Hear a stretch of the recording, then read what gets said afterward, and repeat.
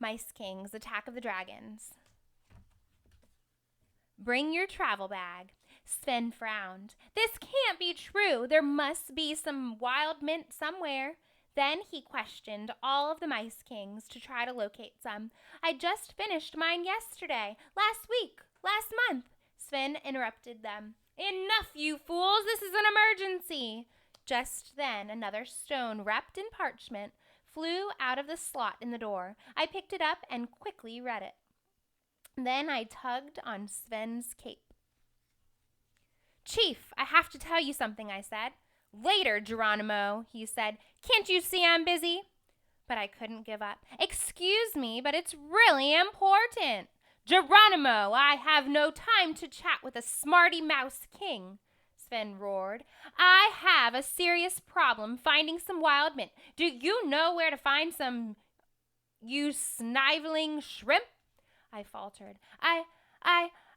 No, but Loki Longsight does. Sven exploded. Why didn't you say so, jellyfish brains? Tell us everything. Read us the note. I obeyed. According to the fortune teller, there's only one place where wild mint grows in winter. The sulphurous springs. It has a little star. We'll look at that in a second. At the summit of Eagle's Cliff. So it says the sulphurous springs contain sulphurous water, which comes out of the ground hot and smells like rotten eggs, which is why dragons love it. Ooh, that might give us a clue on Attack of the Dragons. I imagine that's what's going to happen next. Great groaning glaciers! There's not a minute to waste, Sven cried. We need to leave immediately. We're ready, Chief, the Mice Kings shouted.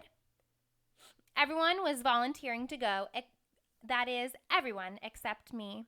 I don't need all of you, Sven said, and he turned to me. Geronimo, since you are the smarty mouse king in our village, you will go, even though you're as soft as a fish fillet.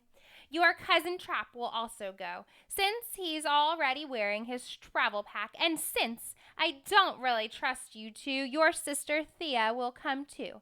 She will surely recognize the right plant. So here's Thea, the horse trainer, and a little bit about her. My sister Thea is an amazing mouse king. She trains horses and is good with all kinds of animals. She seems to understand their moods and needs. That's why she is known as the Whisperer.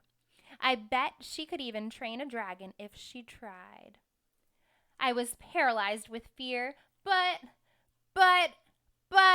I still haven't had breakfast. I have to say goodbye to my nephew Benjamin, and I don't have a bag packed. Save your excuses, Smarty Mouse King, Sven boomed. You will leave now, and that's an order. So says Sven the Shouter, the Mice Kings cried. Sven started shouting again.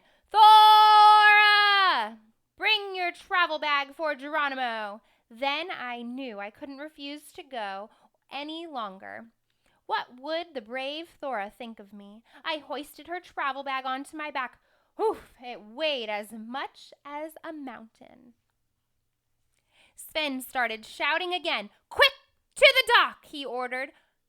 Olaf will take you on his Drekar. Drekar? I don't know. D-R-E-K-A-R. I've never heard of that word. And Geronimo, if you are successful, there might be a Mice King helmet for you.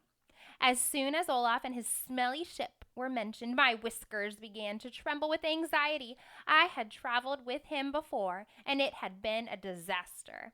But there was nothing to do about it. Sven had made his decision, and who knows, maybe I would earn a Mouse King helmet. Trap and I went to the dock. Thea was waiting for us in front of Olaf's Strecker, which must be some type of the boat. Oh, here we go. His Mice King boat. He called it Bated Breath. Where have you been? Olaf asked as soon as we arrived. The sea is starting to freeze over. We must leave. Couldn't I nibble on some cheese before we go? I asked. Shivering squids, do you think you're going on a cruise? Olaf thundered. Get yourself on board before I do it for you. So, not Olaf Strecker. We're here. Hurry up and get on board. That must be Olaf saying that.